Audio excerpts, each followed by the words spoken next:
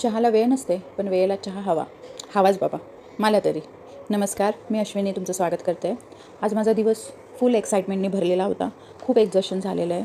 मी पुण्याच्या एका शाळेमध्ये शिक्षक आहे. माझी छोटी छोटी मुलं, आज त्यांचा पहिला दिवस होता, त्यामुळे भरपूर गेम्स झाले, ॲक्टिव्हिटीज झाल्या, इंट्रोडक्शन झालं, खूप मज्जा, खूप धमाल आली.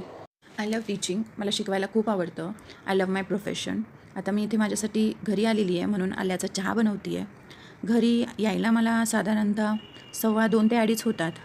पण जर समजा कधी एखादं फंक्शन असेल किंवा एखादं सेलिब्रेशन असेल दुसऱ्या दिवशी शाळेमध्ये, तर मग मात्र आम्हाला थोडं थांबावं लागतं.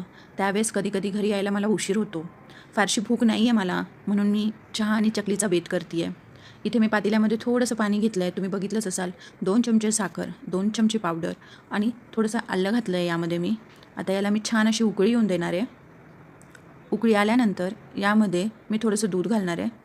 दूध घातल्यानंतर याला थोडीशी अजून उकळी येऊन द्यायची आहे. मला माझ्या बालवाडीची टीचर अजूनही आठवती, शिंदे मॅडम. मी गौतम पब्लिक स्कूलमध्ये शाळेत असताना त्या टीचर आमच्या खूप सुंदर डान्स बसवायच्या. तुमची एखादी आवडती टीचर असेल तर कमेंट सेक्शनमध्ये मला नक्की सांगा. माझ्यासोबत अशाच गप्पा ऐकण्यासाठी व्हिडिओला लाईक करा, शेअर करा आणि सबस्क्राईब करा. इथे माझा गरम गरम चहा तयार झाला आहे. आता मी तो गाळून घेते. आता मी छान चहा आणि चकली माझी एन्जॉय करणार आहे. पुन्हा भेटूया तुम्हाला पुढच्या व्हिडिओमध्ये. तोपर्यंत हॅव अ नाईस डे.